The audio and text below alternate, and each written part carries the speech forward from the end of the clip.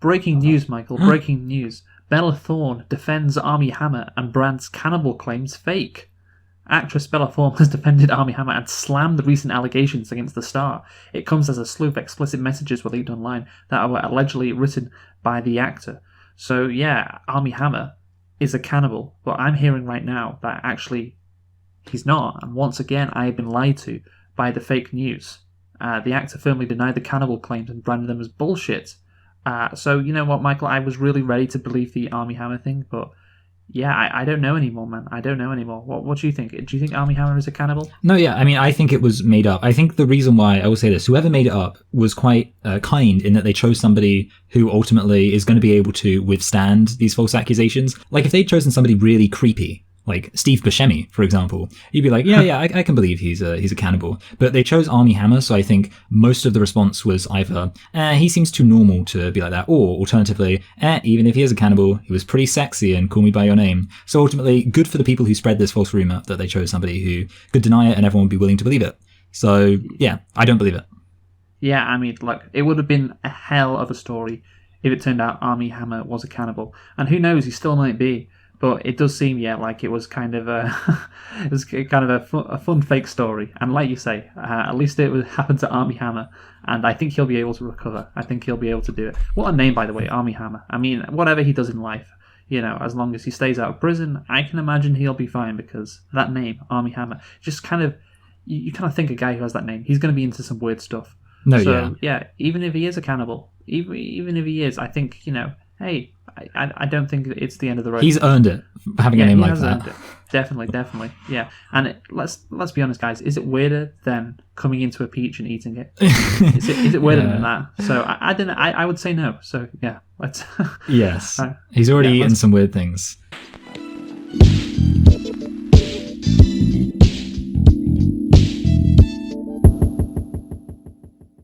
Hello and welcome to Select and Reflect, the movie review podcast where we look at films that have come out in the near and distant past. We give them a couple of watches and evaluate them beyond first impressions. I'm your host Michael and I'm joined as always by my co-host Luke. And this week we are celebrating the 25-year anniversary of the release of Fargo. So Luke, wait and tell us a thing or two about Fargo. Sure thing, Michael. And yes, 25 years since the release of Fargo. Wow. Crazy how time flies, eh? Fargo is a 1996 black comedy crime drama film written, produced and directed by Joel and Ethan Coen.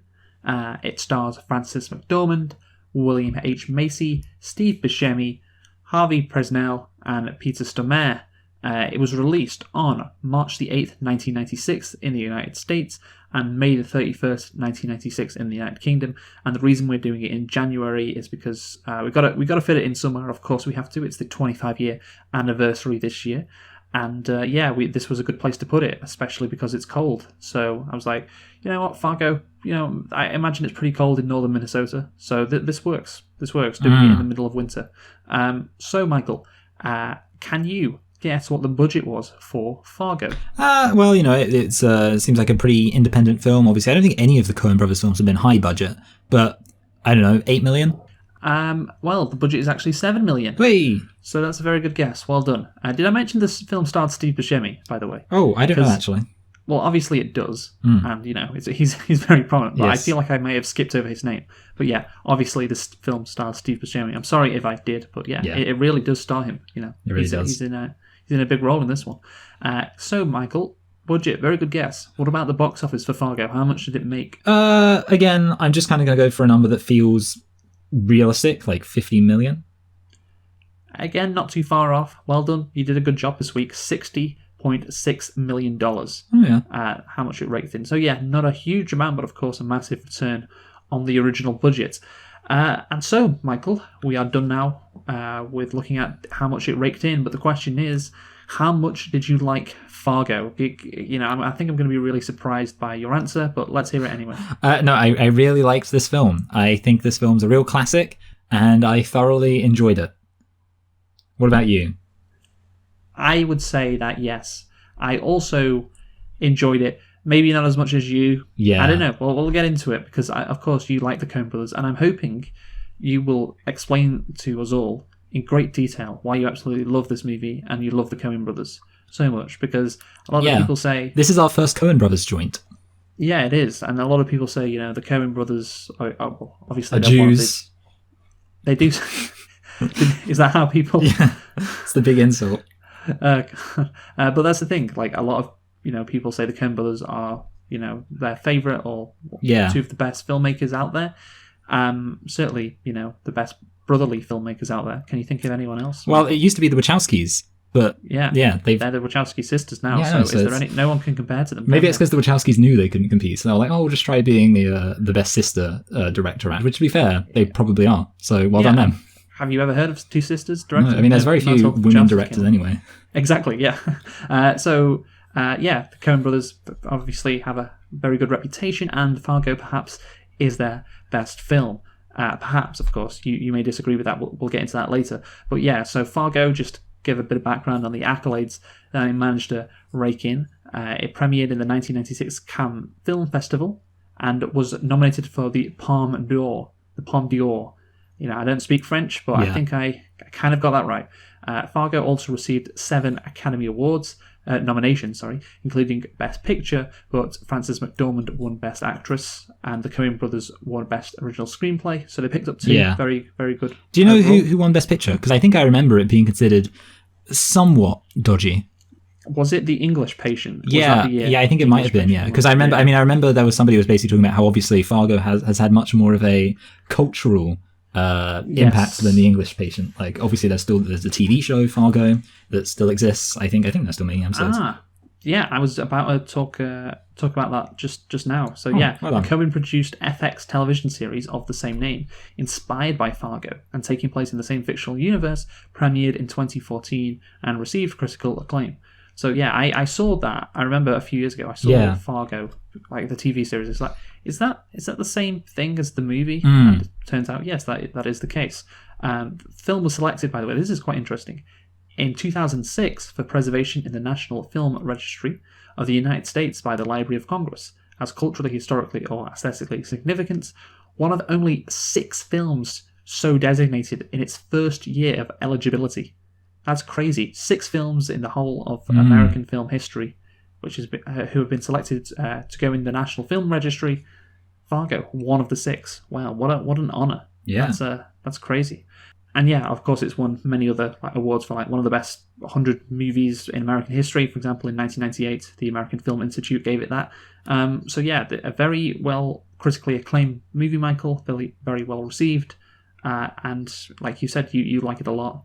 So let's get into nitpicks first. That's what we do. How many do you have? Well, this isn't really relevant to how much I like the film, but I actually don't have any nitpicks. Obviously, as we've established, nitpicks don't affect our liking of the film. But I couldn't find any. I think partially because with a lot of the time in nitpicks, it's like stupid things that people do and stuff like that. But in this film, that's kind of the point. So I'm not sure. I didn't get any nitpicks. Yeah, that is kind of the point, so it's hard to nitpick it. Yeah, it's like, how do you nitpick comedies in general? Yeah. I can't remember if we've, for example, Caddyshack, which we did months ago.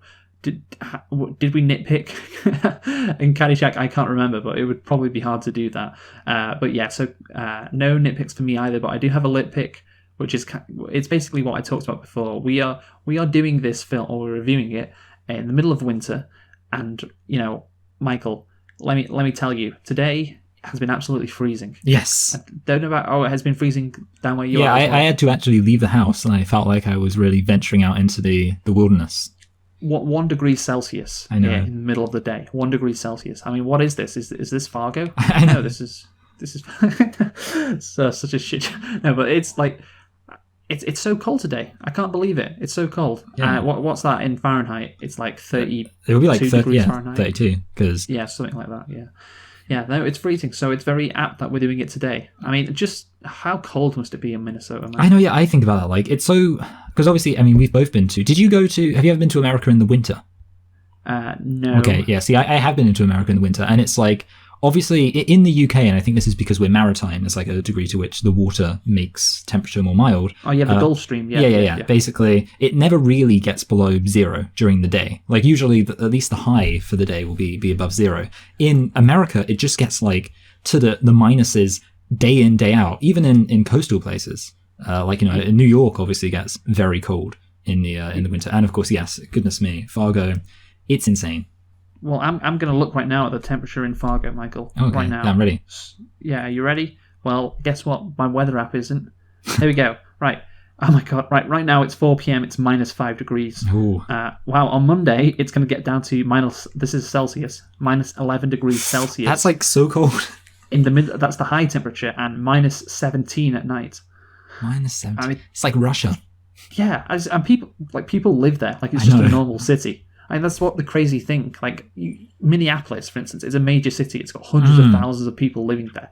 And obviously the temperature I imagine is warmer than Fargo because it's a city and it's a bit further south, I think. But Jesus Christ, yeah, why would you want to live there? Like, why would hundreds of thousands of people choose to live there? I don't understand. I know, yeah, it's weird. Like, it's strange to me how many people live in just seemingly totally inhospitable places. I think that's kind of the issue when you live in Western Europe. This is the thing, though. It's like metropolitan. Yeah, I know. Yeah, it's not like inhospitable. It's like a major city. Yeah, like so many people live there. That's what's crazy about it. I mean, yeah, Chicago gets freezing too. I remember do you remember the whole Jussie Smollett thing? Dave Chappelle did a joke about it, and pretty much the entire crux of the joke was like, who would ever leave their house in Chicago at night in the winter? And like the entire audience was laughing because of how ridiculous it was, and you think like, yeah, because it would just be freezing. And it's kind of strange to think that there are places out there on this planet where you just wouldn't leave the house because it gets so cold. Because even today, I mean, I not went just places. I want to reinforce cities. Cities. Major. Chicago's got millions of people living in it. It just blows my mind. Why? Well, that's the thing. Like the population of America, it's going to what it's called the Sun Belt, isn't it? Mm-hmm. The Sun Belt, which is Georgia and Arizona and Texas and all of these states which are much warmer. And I don't understand why people haven't done that earlier and why people still live in Minneapolis. Yeah, idiots, complete idiots. But anyway, Michael, that's the thing. It never gets as cold as it does here, over there, and that's the point I wanted to make. But even today, it was cold. Like 1 degree is really cold, but in Fargo, that'd be great. Yeah. That'd be amazing. But let's now stop talking about the weather, even though I think it is fitting for this movie. Let's actually talk about the movie itself. So this is the plot outline then for Fargo. Frances McDormand stars as Marge Gunderson, a pregnant Minnesota police chief investigating roadside homicides that ensue after a desperate car salesman, played by William H. Macy, hires 2 criminals, Steve Buscemi and Peter Stormare, to kidnap his wife in order to extort a hefty ransom from his wealthy father-in-law, played by Harve Presnell. The film was an international co-production between the US and the UK. That's interesting. We got involved as well. But Michael, so yeah, that's the plot. Sounds like a typical Coen Brothers movie, doesn't it? Criminals and the cops getting involved and homicides and kidnapping, wonderful stuff. So yeah, what do you have to say about the plot first? I think one of the things that I find interesting is the way the film it starts off in a way where you would think that Jerry is like the protagonist. Because it's kind of like Jerry's the down on his luck protagonist who, obviously for the first half an hour of the film, is just following him and all the things going wrong in his life.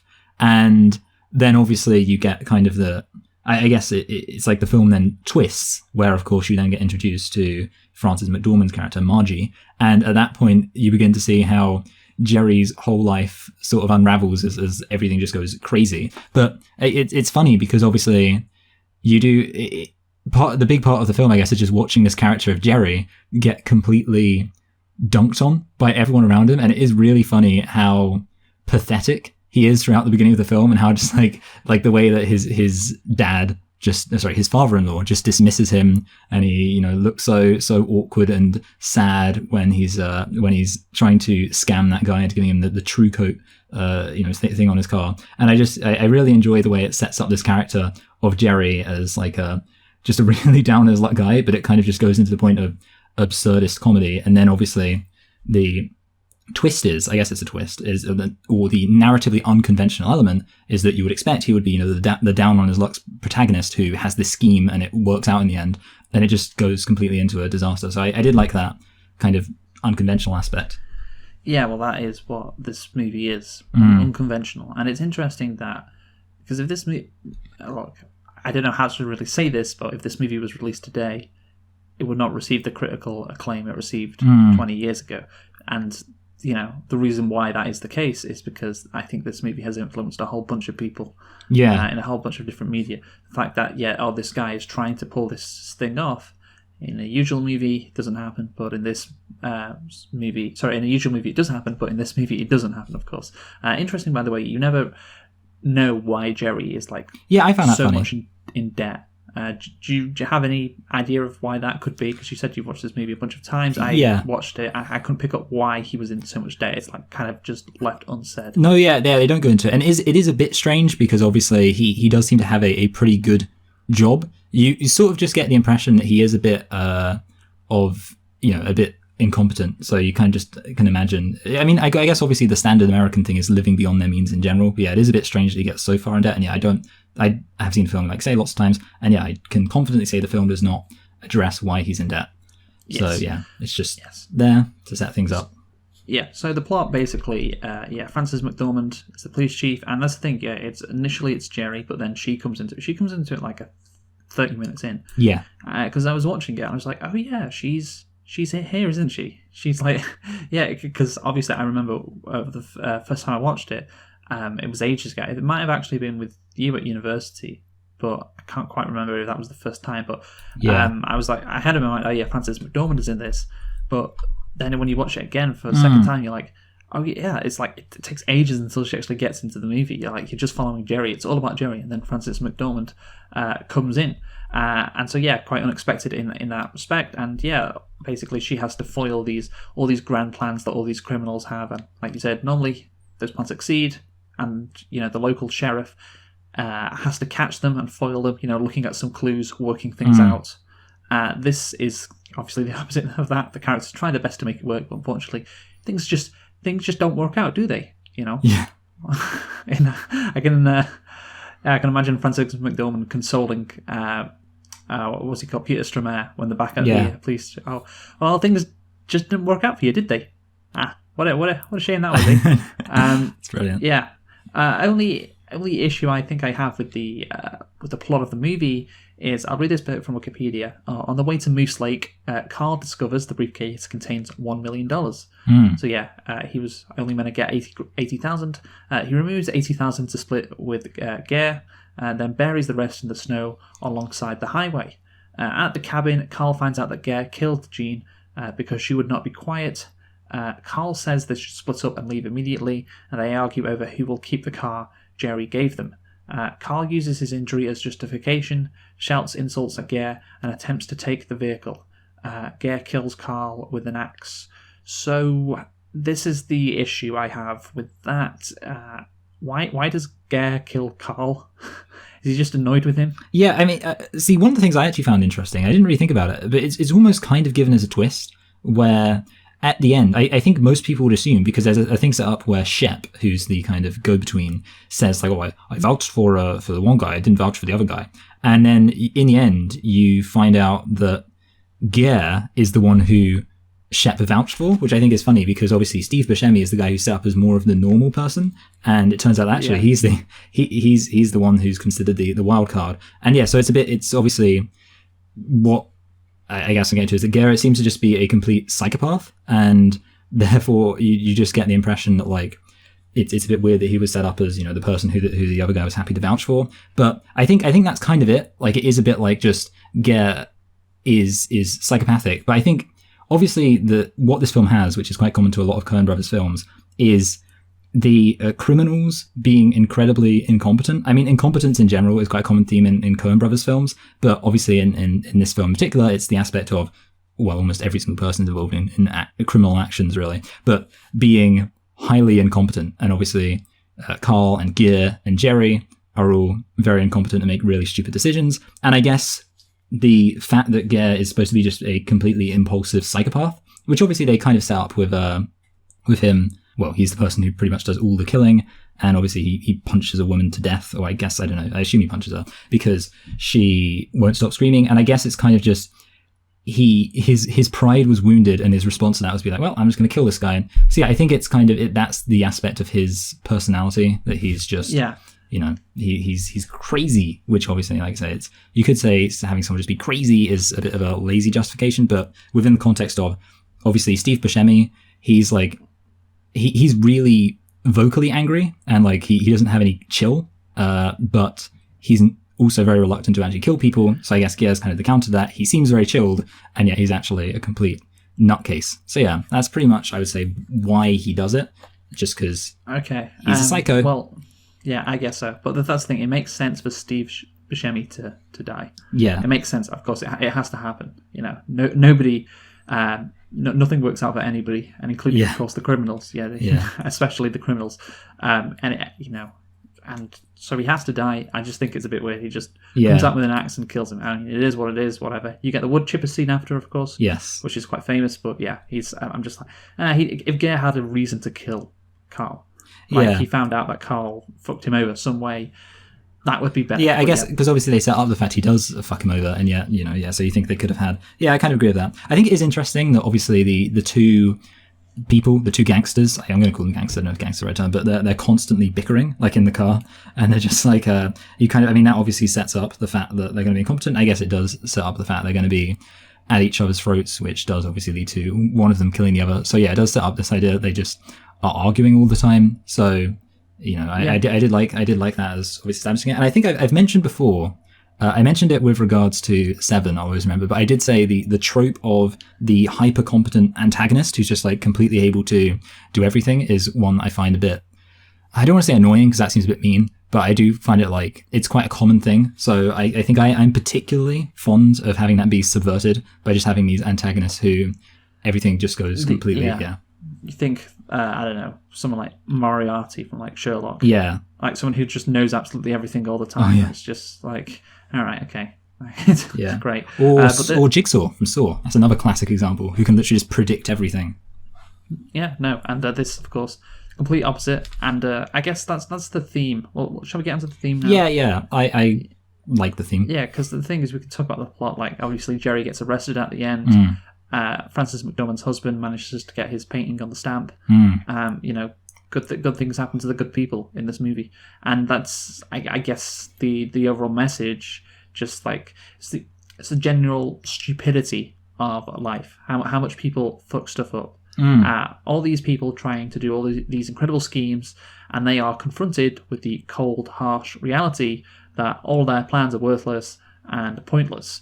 And the only people that succeed, well, Frances McDormand succeeds in the movie. She's not trying to do anything incredible. She's just living a normal life, isn't she? She's just living a normal life. She's being, the good person, like you would in a society, and she comes out on top in the end. And that's what's fascinating to me about this kind of theme, because I think about what kind of movies at the same time were like the most successful, and it came to me. I was like, oh yeah, you know what? This is kind of the opposite of like a Quentin Tarantino kind of movie. And of course, Tarantino recently, Pulp Fiction came out in 1994, I do believe, so a couple of years prior to this.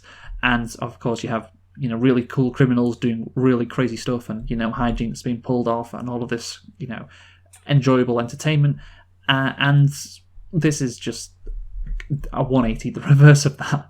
And yeah, it's like Tarantino and the Coen brothers, they came up around the same time, and they're both known for like being kind of different to your standard directors, not cookie cutter stuff, but at the same time, like they are so different, aren't they? Like this is you think of like Pulp Fiction or Jackie Brown, like just this is the police get the upper hand. All the criminals, they try to do these schemes, and the cold harsh reality, say that phrase again, I think it's a good phrase, is that it's worthless and it's pointless. So I mean, there's obviously the line where Margie says like, I just don't get it, or no, I think she says, I can't remember exactly, it's like, it just doesn't make any sense to me or something like that anyway. And obviously that line, it comes close to what a lot of the Coen brothers, I think obviously with the Coen brothers filmography, there's some films that stand out as very much thematic companion pieces to this. Obviously, for example, there's The Big Lebowski, where the idea is that there's a similar thing going on of an entangled web of incompetence and just general off-the-wall absurdism. And the message, well, I don't know if it's a message, but obviously you've got the dude, and he pretty much makes it through by having this Zen-like mentality. Obviously, you have A Serious Man, where again there's a whole load of incompetence, a whole load of farcical things going to complete hell, and the main character doesn't make it through. Well, he gets, let's say, he lets it get to him, and he gets really grumpy, and he's just upset. And then obviously you have something like Inside Llewellyn Davis, where it's all nihilistic, and of course No Country for Old Men. So they have this theme of like a world where everything's very miserable. But in this film is definitely the nicest incarnation of that, which is probably not that surprising, because in some sense, even The Big Lebowski is almost nihilistic. It's like, oh yeah, it doesn't really matter because the dude doesn't really care about anything. This film, you are constantly reminded of, I say constantly, the film isn't that long, but there are key scenes which remind you how much Norm and Margie are just like, they're just a really cute couple. They're just like so cute. It's not nihilistic, is it? Yeah, exactly. That's the key. I think did you mention No Country for Old Men? Yes, yeah, I did. Yeah, you did. Yeah, I thought you did. And obviously, A Serious Man. Nihilism, of course, is pretty prominent in those two movies. And there is a sense of that in this as well. You know, Marge, she's I just don't understand it. Yeah. I just don't. But the thing is, you know, she has a very fulfilling life. She has a husband who loves her. She's got her baby coming along the way, and that's the thing. She's a simple, uncomplicated person. Grounds the story, and that's the thing. She makes the rest of what's going on seem so crazy, and pointless, and real as well. Yeah, and real, absolutely, and real. And you contrast her character with Steve Buscemi's character, and this is from a review I found. Steve Buscemi so often operates as the interlocutor in the film, the sane, in quotation the sane one, despite his criminality, untouched by the weirdness of Minnesota Nights, who merely wants everything to go as planned, and who bit by bit becomes violently unglued as it doesn't. And that's the thing. Let's talk about... Do you want me to talk about Minnesota itself? Yeah, I'd like to talk about Minnesota a bit. Well, because I think it does matter, because the phrase Minnesota Nice... Because we'll talk about the accents later, but let's just talk about Minnesota Nice, you know. And of course, Marge is the epitome of Minnesota Nice. And, you know, Steve Buscemi is clearly not from around here. I mean, obviously you can tell, you know, he's an outsider. He's from somewhere else, and he has got this plan, you know, to steal this $1 million, and literally leaves it out in the wilderness in Minnesota. And he's not going to succeed, is he? He gets punished for trying. The ultimate... if he could only just survive, he had $1 million just waiting for him. Yeah, and he got killed over a stupid argument over a car. And again, that it makes sense for him to die, and it makes sense that he died in a stupid way. It's just over, you know, like why would do it? But maybe that's it. It's just a stupid thing that happened, like you said. It's just he's a psychopath who killed him, and that's the thing. Like, I think this is the point of Joel and Ethan Coen. Obviously, they're from, you know, this area, but it's why it's such a great setting, because this is Minnesota. This is not an exciting place. You know, this is, you know, I mean, Fargo is in North Dakota technically, but, you know, it's all around Minnesota, and where this movie takes place. And, you know, it's not exciting. It really isn't. It's quite boring. And therefore, you're not going to succeed. Now, if this movie was set in, you know, I don't know, New York or Los Angeles, it wouldn't really feel right, I think. But it's like, in this like boring, just so much snow, roads upon, you know, miles upon miles of unused roads. Like, nothing that exciting happens here. And the Minnesota Nice, Frances McDormand, she gets the upper hand at the end of the day, because that's the message, I guess. You know, if in this part of the world, exciting stuff just doesn't happen. You can't get away with it. What do you think about that? I pretty much agree with you that I think it's definitely designed to show, and obviously the fact that it's a boring place to live and is kind of just a miserable, dreary place means that it makes sense for them not to have the standard narrative tropes, because obviously this isn't a place where these grand narratives happen. You know, this is boring old middle of nowhere America. I also think, on that note, and this kind of gets to another theme, the film, it kind of makes, considering how many murders there are in this film, I think the film manages to, and I say manages, to make these murders sort of boring, but in a way that obviously conversely then makes them interesting. And I say that because obviously you have these murders, but all of them are just, you know, the only word I can think of really is just boring. It's kind of just like they just happen. And obviously there's a certain just, I guess you'd say, randomness to them, lack of logic to them, that makes it so you're just like, oh, well, you know, that happened. And the way, and I suppose part of this gets to the fact that the characters, particularly the psychopath, and to an extent even Steve Buscemi, as he begins to get more frustrated with his situation, are somewhat unfazed. by all the violence that unfolds. Obviously, Gare is completely unfazed by it. He just like shoots a guy, and Steve Buscemi is, if anything, sort of annoyed by it, which I think is funny. Obviously, when when Gare shoots the cop in the head and just like blood spills out over Steve Buscemi, he just kind of has like an annoyed look on his face. So it makes murder seem annoying, like just an annoying handicap, something that's just going to bother you. And I like that because I think it makes it the film isn't trying to turn murder into a source of excitement. I don't know if you listened to my top 10 films of the decade, but I had a pretty surprising sleeper in there. I did this on the radio show I have, shout out, even though I'm not actually going to mention it, so it's not much of a plug. But I said that 13 Assassins by Takashi Miike was one of my favorite films of the decade. And the reason I said I liked it is because it makes death seem kind of miserable and just rubbish. And I think that's interesting in a world where so many films turn death into this big exciting thing. But I think what this film does is better in that it turns death into, for these people, death and murder and violence has just become a boring, mundane fact of life. And I like that because I think, it does show what... It's the complete opposite to Tarantino. Yeah, exactly, yeah. Yeah, just completely different. Yeah, and it's like, it is... Yeah, none of the deaths are that, like, cool, I guess. Yeah. Yeah, exactly. Fits with the villains as well. Yeah. Also, something I have to say is that this film contains my favorite scene in any film ever, and it is, of course, the final scene. The final scene, I would say, is quite iconic, because obviously after all of this violence has happened, the final scene is just this couple, Norm and Margie, in bed, and have this very mundane conversation. I think he gets either the 3 or the 2 cents stamp on his. It's your favourite scene ever, and you can't tell whether it's 3 or 2. Yeah, I know, but I'm not great with... Well, I'm not good at remembering anything, as we established in a conversation. By the way, it's 3. Do you remember what his rival got? He got like the 29? Yes, correct, 29. Okay, I see. What did he paint on it? Oh, see, this is really going to bother me, because I genuinely... Because I think the funny thing is, I've already mentioned it. Is it... This review. This is going to sound weird. Is it a starling? What, a starling? Yeah, I thought it might be. No, it's not. It's a mallard. A mallard. Oh, yeah, okay, yeah, sorry, yeah. I feel stupid for that, yeah.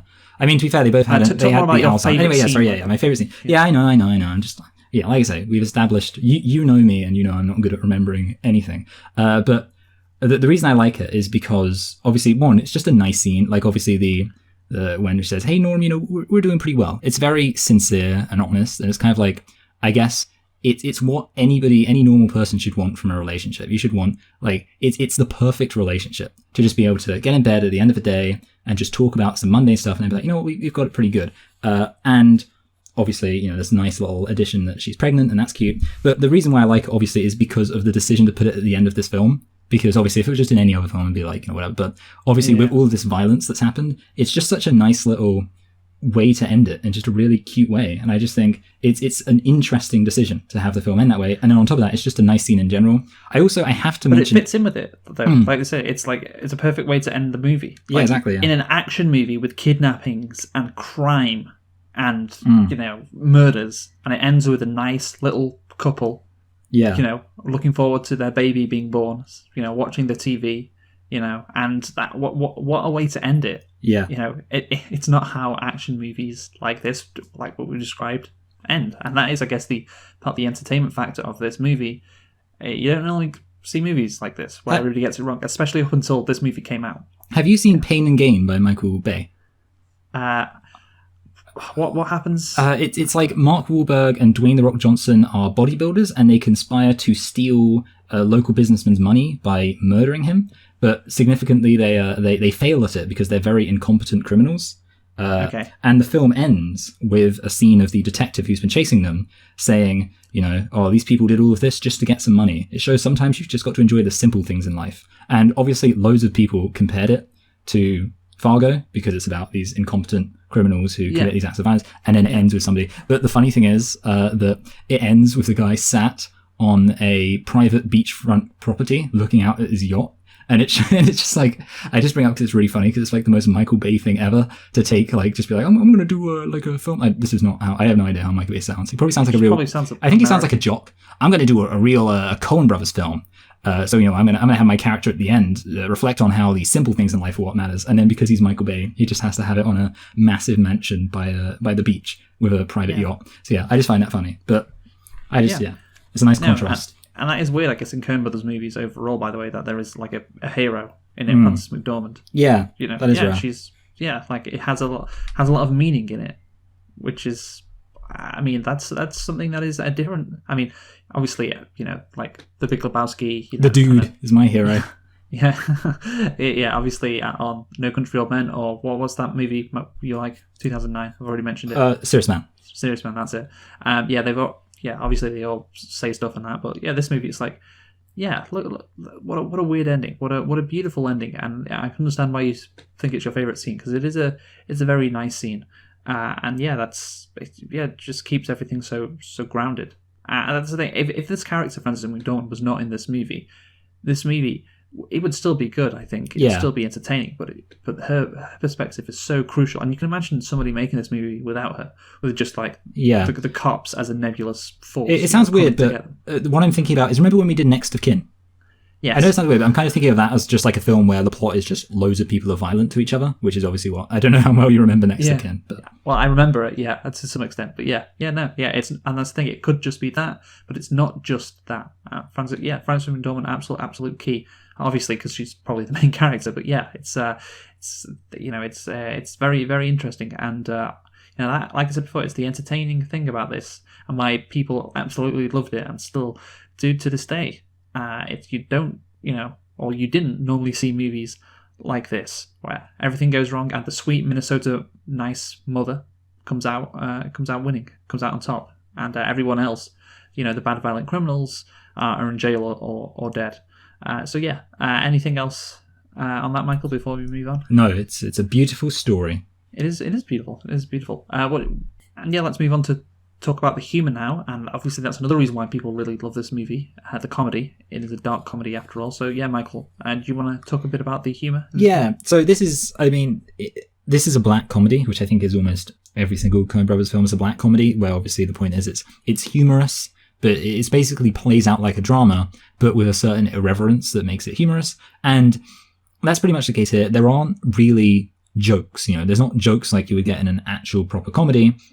But what makes it funny is just the presentation, and obviously in this film particularly, the just, I guess, matter-of-factness of the characters. Whenever they're having a conversation, it's always, I don't know, it's kind of stilted in a way. It's very funny whenever they're talking a situation. It's like, oh yeah. Oh, okay, I'll do that then. Like, it's very understated, and I think that makes it fun. So this film, it doesn't really have jokes, but it does have a nice comedic sense to it throughout, which just makes it enjoyable. Yeah, no, I guess that is the humour. You see, like, I mean, that's the thing. We haven't talked about it as much, but Jerry, just such a hilarious character, and he plays himself. It plays it so well. Like this Minnesotan nice guy who's trying to be, the bad villain. Trying to be, kidnapping his wife and all that, and he just like, of course, utterly fails at it, and of course, the ending where he's being dragged out of his bed by the FBI. Yes. It's what great choice for him to be screaming. Wonderful choice. So, Michael, let's now talk about another aspect. Well, is it comedy? I don't know. Is that offensive? Let's talk about the accents. It's comedy. Yeah. Okay. Right. So, but that's the thing. I look again. It's a perfect place to set this movie, Minnesota, because of the Minnesota nice, the geography of it, the culture, but also the accents, because it is a perfect place to set a dark comedy as well because of the accent, because the niceness and the pleasantness, of course, is contrasted with these gruesome crimes, and that's inherently funny. Of course, it is, and the accents are just beautiful. They are simply wonderful. They are hilarious. And you'll love to hear it over and over again. There are some accents which you don't want to hear over and over again. I can think of a few from this island, but but Minnesotan, or I don't know, Midwest accent in general, or the Midwest is a beautiful accent. So what do you think? No, yeah, I mean, actually, see, I'm wondering, because you are obviously from the North, and I've heard people say, for example, that one reason why Coronation Street is popular, even with people down south, is because there's something about the Coronation Street accent which makes the comedic lines a bit more comedic. And I do think there's an idea in the UK, certainly, that I would say that a lot of the time comedies work a bit better when they're set up north, because there is something funny to me about the northern accent. And I wonder how you feel. Do you feel offended by that, Luke? Because we're talking about Do you feel offended at the suggestion I might say that a lot of the time when I see a comedy in a northern British accent, they're like, "Hey, it's me, Jokey Man McJoker." I know that's not your accent. Does that upset you as a northerner? I mean, that's Yorkshire accent. I know, yeah. I can't. I mean, the thing is, there's not really a generic northern accent, so. Yeah, I mean, someone from Yorkshire sounds completely different from someone from Manchester, say. But yeah, I mean, I don't know. I don't know if it offends me or not. I mean, I don't really have that much of an accent, to be honest with you. It comes out a bit, but certainly, in Minnesota that is the case, and yeah. I will read a bit from Wikipedia because I think this is quite interesting. So, I had a question actually. So you might not know this, but it's a political question in a way. Sarah Palin sounds kind of like she has this accent, right? Like you would. Yeah, she's from Alaska. Yeah, I wasn't. I was wondering if there was like some kind of, I don't know, reason like she was actually from Minnesota, because I didn't know. I don't know, because that's what I think of when I hear this accent. I think of like Sarah Palin. Like, oh yeah, I love the moose, and you can see Russia from where I live, so I should be the vice president. I think Palin has more, from what I can remember, she has more of a whiny sort of voice. Yeah, sorry, it's like screeching. Oh yeah, hi there, my name's Sarah Palin. No, that's a bit too Jewish. That sounds nothing like it. No, yeah. But okay, this is from Wikipedia. The film illustrations of Minnesota nice and distinctive regional accents and expressions made a lasting impression on audiences. Years later, locals reported continuing to field tourist requests to say, "Yeah, you betcha," and other taglines from the movie. I mean, that must be so annoying. Yes. Like, hey, can you say, "Yeah, you betcha"? Yeah, you betcha. That. Oh, dear. You betcha. But it's such a wonderful accent, that's the thing. Dialect coach Liz Himmelstein maintained that the accent was another character. She coached the cast using audio tapes and field trips. Another dialect coach, Larissa Coconut, who also played one of the prostitutes, was she the one from White Bear? I noticed she had a very good accent. Noted that the small town Minnesota accent is close to the sound of the Nords and the Swedes, which is where the musicality comes from. So that's interesting. Of course, Norway and Sweden, Scandinavian people populated this area in Minnesota and North Dakota, I imagine. And of course, that is why the Minnesota Vikings are called that, the NFL team. And I guess I didn't know, but apparently they've got a bit of a musical way of speaking. Scandinavia. I mean, like when I think of a Swedish accent, I think something going like, "Oh yeah, hello there, my name is Bjorn. And I come from Stockholm. I mean, do you remember Woody Woodpecker? There's there's the walrus who's Swedish, and he's being taught in one episode to be like it's kind of like a My Fair Lady parody, I guess, and he's being taught to be posh. And Woody Woodpecker's like, say, "Jumping Jiminy, those jewels are just lovely," and Wally Walrus is like, "Jumping Jiminy, those jewels are just lovely." Yeah, so they have a very musical accent, definitely, for sure. The strong accent spoken by Macy and McDormand's characters, which was exaggerated for effect, is less common in the Twin Cities, where over 60% of the state population lives. Yeah, I can imagine that. It's something like most cases, if you get out into the rural areas, like I saw a comment on a YouTube video, it's like northern Minnesota is where people actually sound like that, but like in Minneapolis, the cities, the urban areas, it's less distinct, which of course makes a lot of sense. It makes the Black Lives Matter protest much less fun. Great. No, that's fun, right? A Black Lives Matter protest with all the Black Lives Matter. You betcha Black Lives Matter. God, yeah. And Frances McDormand having to calm down. Yeah, and she's a police officer. Oh yeah, actually, that's actually quite funny that she is a police officer in. Is Brainerd in Minnesota? Because obviously in northern Minnesota, yeah. Okay, yeah, because obviously isn't Fargo in North Dakota? Yes, Fargo's in North Dakota. Yeah. Good. But one of my favorite scenes in the movie, and it's just a great scene. It's when obviously you have that guy who's talking to a police detective about Steve Buscemi. It's like, oh yeah, the guy down the lake. Yeah. He kept on saying, "I'm down in the lake. I'm going crazy. Can you find me a woman, or do you know where any women are?" And I was like, "Well, I don't know. That's not that kind of town." And he said, "Oh, you think I'm a jerk, do you? Well, you're a jerk." Except he didn't use that word. Just a brilliant scene. Just a great. Obviously, what is humorous? The accent, I guess the genuineness of the guy. He's just like so innocent, and that of course is Minnesota nice and all of that. Just it's beautiful, and of course that is the scene where the police detectives work out that this killer might be hiding up there, and and that's what it's a great thing about the Coen Brothers movies. That right there. Let's get this scene in with this random local just saying all this in a funny accent instead of like the police like finding a clue, and then you don't get this hilarious scene. That's the thing. It's hilarious, and it makes it so memorable, I guess. It's one of the beautiful things about this movie. That's my. I know it's not your favorite scene in the movie, Michael. That's probably my favorite scene. Did you like it as well? No, yeah, I also remember really liking it, and then it's just like, and that's a classic example of how they just speak in a really stilted, is that the term? Way where it's like, oh, it's going to get cold. Yeah. Oh yeah, sun's coming in. Oh yeah. Oh yeah. You better. So much fun. And that's the thing. Obviously, it was again funny about it. Oh, it's going to get real cold, as if it's not cold already. We went over this. Yeah, it's a funny part of the world, and that's the thing. Joel and Ethan Coen are from there, so you can't accuse them of being offensive, being racist. Yeah, being racist to Minnesotans. But it's done. It portrays these people in a charming and loving way. And of course, one of the most charming and loving people, like we said before, Frances McDormand, comes out of the movie as the only one, who's got a nice life ahead of her. So yeah, I think if you're from Minnesota, you probably like it. Like I can imagine if some filmmaker who wasn't from there came in and made everyone out to be stupid and just mocked the state, wouldn't go down as well. Obviously, I don't think that this is that at all. Obviously, it's not. So yeah, if you're from Minnesota, you should be happy with this movie. You should be happy. So yeah, that's it on the accents. So let's get on to now the fact that the last point, really, before we conclude, the fact that Joel and Ethan Coen are a bunch of liars.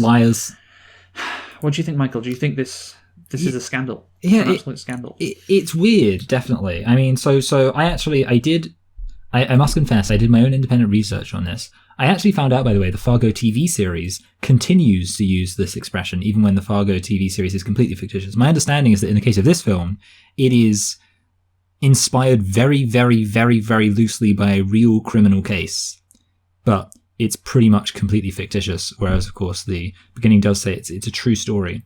I think it's. Well, shall we? We'll get into it. Yeah, tell me about it. Some stuff from Wiki.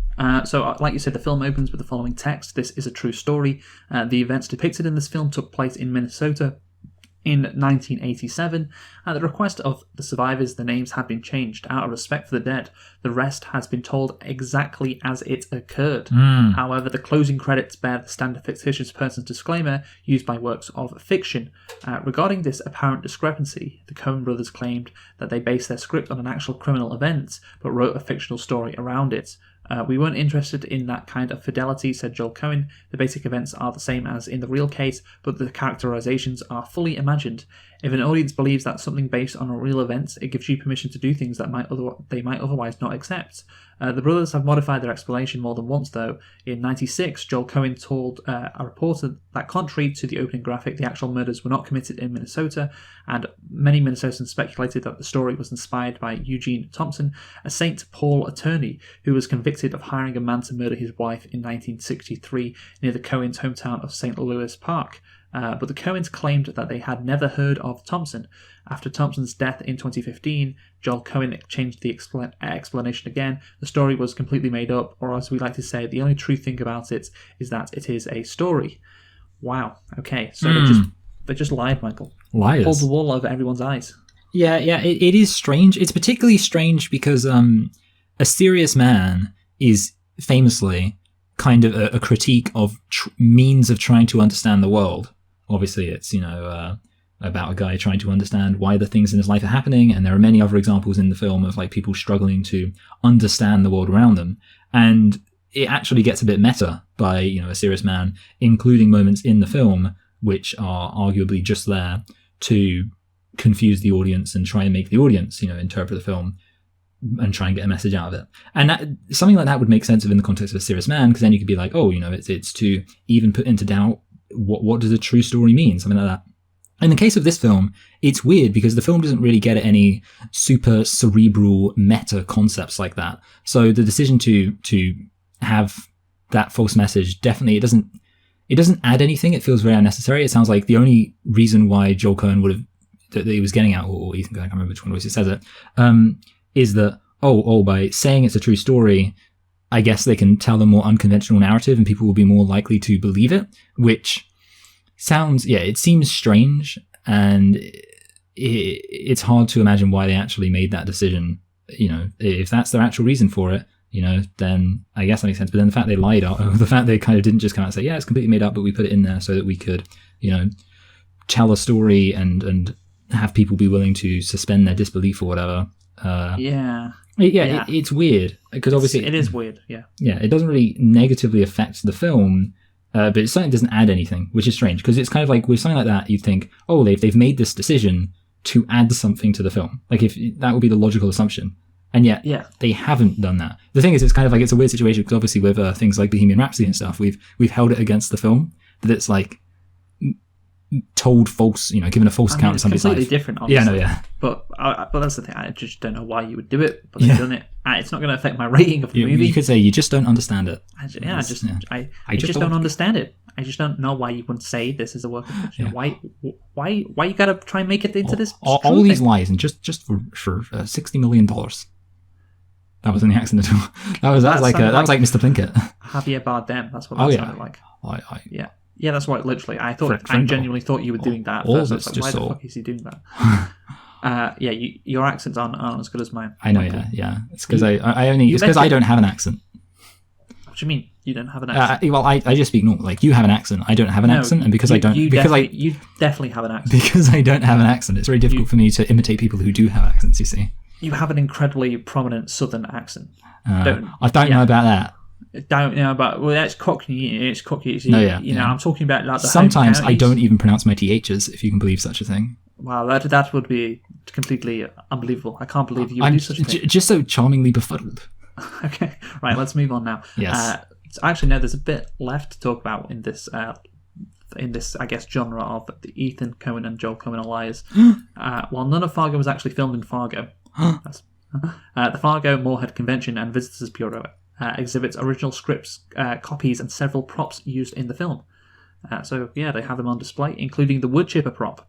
After the movie's release, by some accounts, Brainerd was invaded by shovel-toting moviegoers searching for the buried ransom cash. Idiots. Inspired by the spirit idiots. It's like from a Coen Brothers movie. Yeah, it's funny. Yeah, based on the true story announcement in the opening credits. In 2001, a Japanese woman named Takoko Konishi was found frozen to death near the Detroit lakes in Minnesota. A rumor emerged that she had been searching for the buried money, but her death was actually ruled a suicide. So thank God Joel and Ethan Coen didn't actually kill anyone.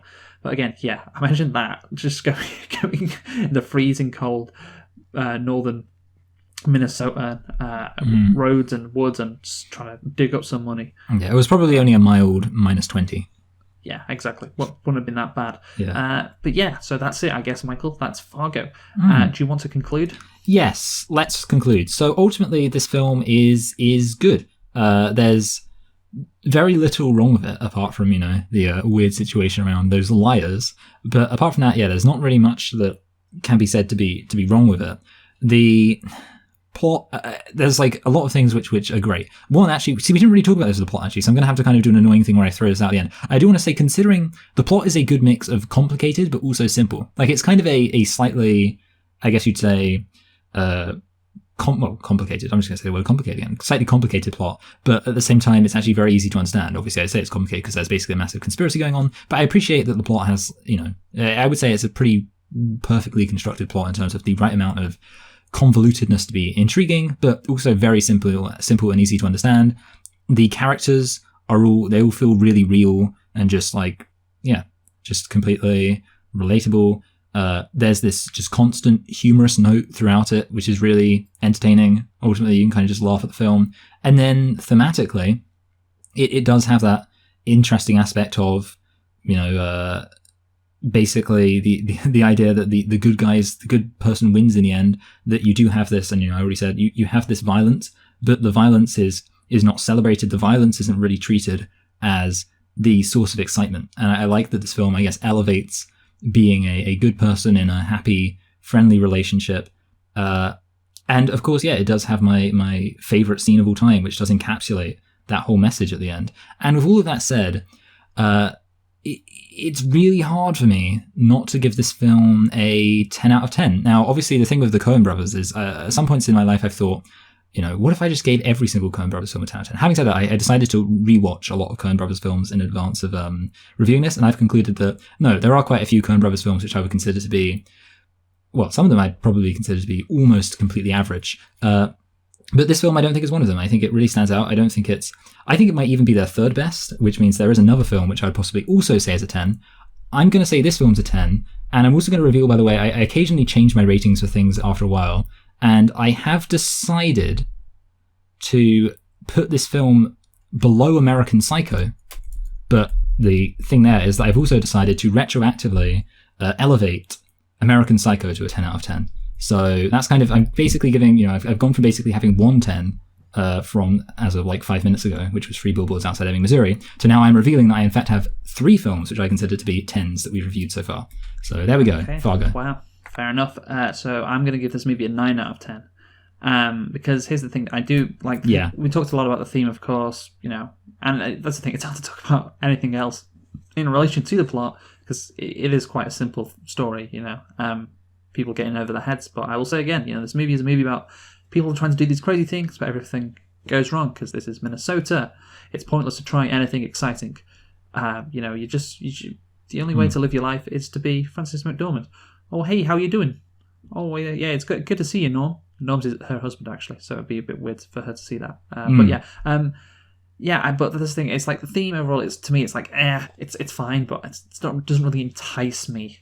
It doesn't really. You could say it's not really challenging, I suppose, would be a legitimate, and that's the thing. It is a great movie. It's a fantastic movie. And that's 9 out of 10 is a fantastic movie, but it just doesn't. It doesn't quite go that extra bit for me to give it a 10. But like, obviously, it's wonderful, and of course at the time it was completely original, and I feel like as time has gone on, you see more stories like this and less generic action movies, and more more surprising narratives. See, the thing is, sorry, I hate to interrupt you, but am I right in saying you've never given a film a 10 out of 10? I think the highest film you've given, isn't it, Lady Bird at 9.5? Yeah, I think so. And so I think I've given American Psycho at 9.5 as well. Oh yeah, I thought you might have. Yeah, you need to set yourself a goal for I don't know, maybe next year, because obviously the films of this year are planned out. You got to find a film so you can give it a 10, Luke. You need to find one. No, I don't need to do anything, pal. Oh yeah, I mean, I don't know. Apparently in France, you literally can't get 100% in their tests. Apparently it's rigged so that you can know that you can never ever be perfect. So maybe that's it. French know what they're doing, and the French know what they're doing, like always. I'm going to give this 9 out of 10. Obviously, incredibly good movie. Is it their best? I don't know. You said it was their third best. Yes. I'm not sure where I'd rank this one. I have to say I didn't enjoy. It's a while since I've seen No Country for Old Men, but I did not enjoy it as much as you did.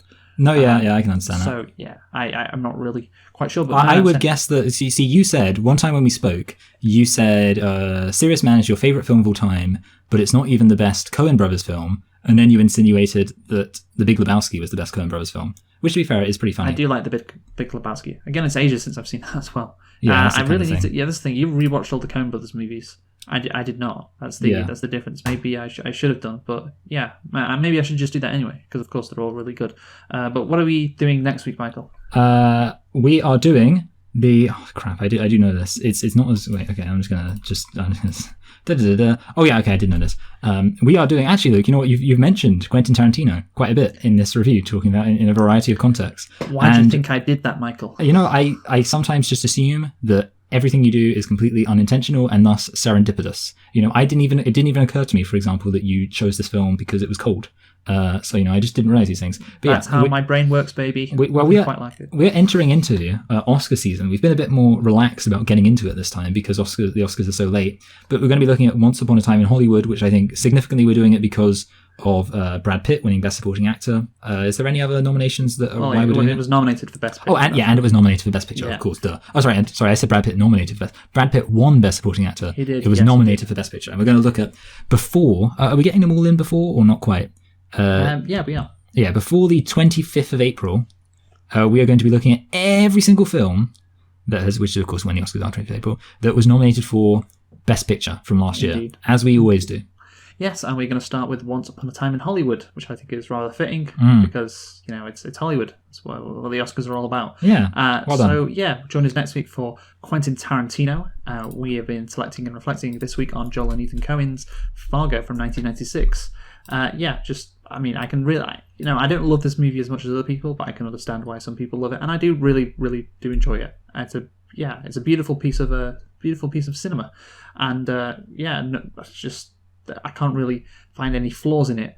Really. It is pretty much flawless, but again, it just you just go that extra mile. Yeah, did you have a nitpick? No, I didn't. No. Yeah, so neither of us had nitpicks. Again, like I say, nitpicks aren't really what make a film good or bad. Yeah, exactly. But pretty much flawless. Apart from that, the fact that they lied, which I cannot account for, really. But join us next week for Once Upon a Time in Hollywood. Who have you been, Michael? I've been Michael. I've been Luke. Thanks for listening, and goodbye. Goodbye.